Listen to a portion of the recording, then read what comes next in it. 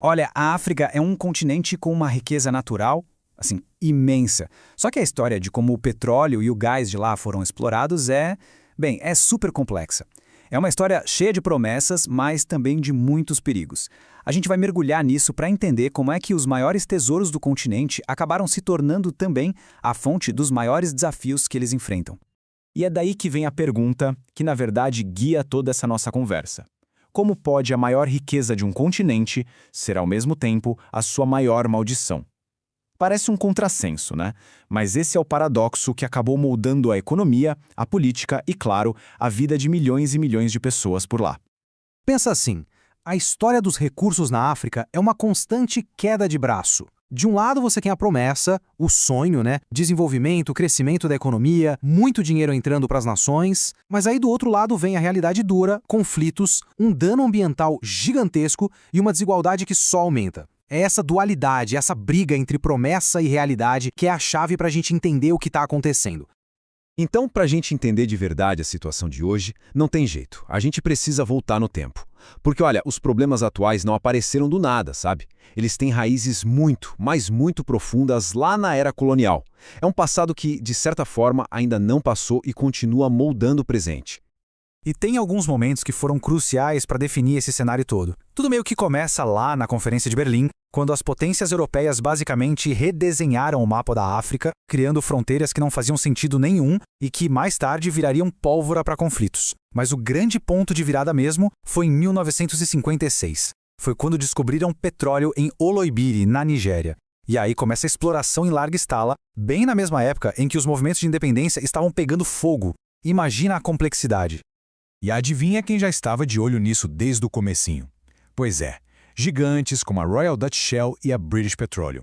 Elas chegaram com apoio total dos governos coloniais, claro, e garantiram acesso a essa riqueza toda.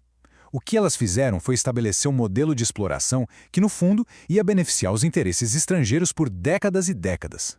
Bom, e é óbvio que esse modelo de exploração ia ter consequências econômicas gigantescas, né?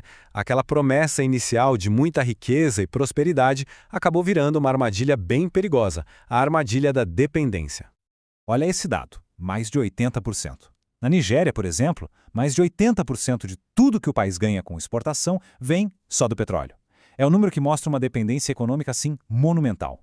Pensa bem, quando a economia de um país inteiro depende de uma única coisa, qualquer coisinha que acontece deixa o país inteiro super vulnerável. E essa vulnerabilidade toda tem até nome. É um conceito conhecido como a maldição dos recursos. É um paradoxo que chega a ser trágico, né? Países que têm recursos naturais de sobra, tipo o petróleo, muitas vezes acabam tendo menos crescimento econômico, menos democracia e, no geral, um desenvolvimento pior do que países que não têm tantos recursos. É como se a riqueza, em vez de ajudar, acabasse sufocando a economia.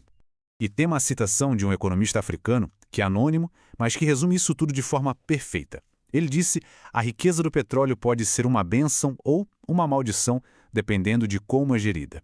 Ou seja, o problema não é o recurso em si, não é o petróleo. A questão central, o ponto-chave, é a gestão. E a história da África, infelizmente, mostra muito bem os dois lados dessa moeda. Ok, mas e na prática? Quais são as consequências reais, palpáveis, dessa tal maldição dos recursos? A gente vai ver agora que o custo, tanto humano quanto ambiental, dessa extração é imenso e afeta diretamente as pessoas e o planeta. Vamos começar pelo custo humano, que é simplesmente devastador. A briga pelo controle do petróleo alimentou conflitos terríveis, guerras civis que duraram décadas, como a de Angola. O dinheiro todo se concentrou nas mãos de uma elite minúscula, enquanto as comunidades que viviam ali na terra de onde o petróleo saía foram completamente esquecidas. E o que acontece? Isso acaba gerando reações, claro. Surgiram movimentos de resistência, como o MEND, lá no delta do Níger, na Nigéria, lutando para ter direito a uma parte dessa riqueza.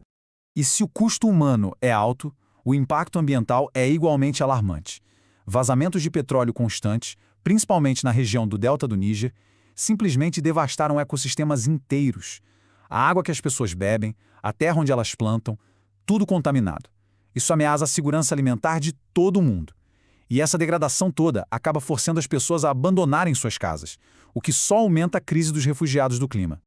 Isso tudo nos traz para o cenário atual. As coisas mudaram um pouco sim, novos jogadores entraram nesse tabuleiro, mas os desafios, eles continuam bem parecidos. Então a pergunta agora é, como essa influência estrangeira se transformou e, o que é mais importante, como é que a África está reagindo a tudo isso? É que a forma de exploração mudou. Pensa no colonialismo antigo. Era um domínio direto, controle político formal.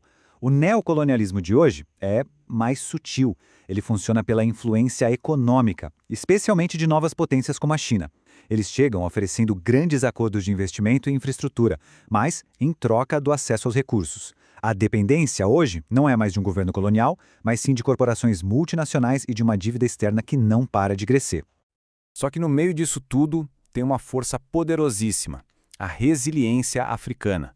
Ela aparece de várias formas, na resistência cultural, em movimentos políticos históricos como o panafricanismo e num clamor que está cada vez mais alto por soberania, por controle sobre os próprios recursos naturais. É a outra história, a história de quem não aceita essa situação e luta para mudar. Então, qual é a saída? Qual o caminho a seguir? Bom, existem algumas rotas que estão sendo discutidas. Uma delas é fortalecer a cooperação entre os próprios países africanos, usando instituições como a União Africana, para promover mais unidade. Outra é investir pesado em tecnologia local e principalmente em energias renováveis, para finalmente quebrar esse ciclo de dependência do petróleo. E talvez o mais importante de tudo é promover a unidade política e cultural, para construir um poder coletivo de verdade. E a gente termina com a grande pergunta que fica no ar depois de toda essa história. Depois de tantos séculos de exploração, será que a imensa riqueza da África pode, finalmente, ser usada para construir o futuro da própria África? A resposta para isso, ela ainda está sendo escrita, dia após dia.